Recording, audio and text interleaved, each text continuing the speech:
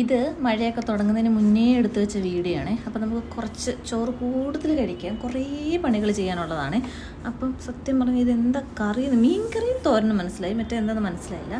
അപ്പം ഞാൻ വന്നപ്പം ഒരു ബെഡ്ഷീറ്റ് മേടിച്ചിട്ട് വന്നേ. അപ്പം അത് നോക്കിയിട്ട് നീളം കുറവാണ്, വീതി കുറവാണെന്നൊക്കെ ഇങ്ങനെ വെറുതെ കുറ്റം പറഞ്ഞുകൊണ്ടിരിക്കുക. ഇന്നത്തെ പണി എന്താണെന്ന് ചോദിച്ചാൽ നമുക്ക് വീടിൻ്റെ മുറ്റത്തുള്ള പോച്ചയും ചപ്പെല്ലാം പറിച്ച് കളയണം, കാരണം ഇനി മഴ തുടങ്ങാൻ പോകും. അതിന് മുന്നേ ഇതൊക്കെ ക്ലീൻ ചെയ്തില്ല എന്നുണ്ടെങ്കിൽ മഴ കഴിഞ്ഞാൽ ഭയങ്കര അളുമ്പായിരിക്കും. അപ്പോൾ അതേ വൃത്തിയാക്കിയപ്പം ഇങ്ങനെ കണ്ട പളപളാ മിന്നുന്നത് കണ്ടോ. നല്ല പണിയാണ്. കുഞ്ഞു പോച്ചകളൊക്കെ നുള്ളി പറിക്കണം. പിന്നെ നമ്മുടെ കാട് പിടിച്ച് നിൽക്കുന്ന രീതിയിൽ ഒന്നും കാടല്ല, എല്ലാം ചെടികളാണ്. അതെല്ലാം മുറിച്ച് കളയണം. ഇതൊക്കെ മുറിച്ചതിന് അമ്മയുടെ വായിൽ നിന്ന് എനിക്ക് നന്നായിട്ട് കേട്ടിട്ടുണ്ടായിരുന്നു. ഇവിടെ കുറേ കാടല്ല ചെടി ഉണ്ടായിരുന്നു. അപ്പോൾ അതൊക്കെ മുറിച്ചതിന് കുറേ ചീത്തയൊക്കെ കേട്ട്, എന്നാലും കുഴപ്പമില്ല. എല്ലാം ദേ ഇങ്ങനെ ക്ലീൻ ആക്കി ഇങ്ങനെ ഇട്ടിട്ടുണ്ട് കേട്ടോ.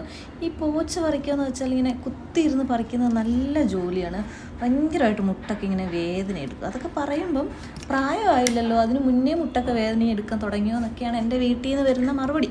കുഴപ്പമില്ല. പിന്നെ കുറേ വൃത്തിയാക്കിയിട്ട് ഉച്ചയായി ഏകദേശം. അപ്പം ഇതൊക്കെ ചെടികളാണ്. ഇനി ഇവിടെ എല്ലാം വൃത്തിയാക്കണം. ആ ചട്ടികളൊക്കെ മാറ്റി അവിടെയുള്ള പോച്ചകളൊക്കെ പറിച്ച്, എനിക്കാണെങ്കിൽ ഇഷ്ടമല്ലാത്ത പണിയാണ് ഈ വൃത്തിയാക്കൽ. ഇങ്ങനെ പോച്ച പറിക്കുക, ബാക്കിയൊക്കെ ഇഷ്ടമാണ്. വെട്ടി നിരത്താൻ ഭയങ്കര ഇഷ്ടമാണ്. അങ്ങനെ എല്ലാം വെട്ടി നിരത്തി കഴിഞ്ഞ് അപ്പോഴത്തേക്ക് ഉച്ച കഴിഞ്ഞ് ഏകദേശം. അത് കഴിഞ്ഞ് കഴിക്കാൻ കയറി. സാമ്പാറും ചീരത്തോരനും. സാമ്പാറിന് കഷ്ണം എവിടെയെന്ന് ചോദിച്ചാൽ കഷ്ണം ഇല്ലാതെയും ഞങ്ങൾ സാമ്പാർ ഉണ്ടാക്കും. അതാണ് ഇങ്ങനെ. അപ്പോഴത്തെ ഞങ്ങളുടെ പപ്പിയൊക്കെ വന്നു. അത് കഴിഞ്ഞ് ഞാൻ വീണ്ടും അടുത്ത പണിയിലോട്ട് ഇറങ്ങി.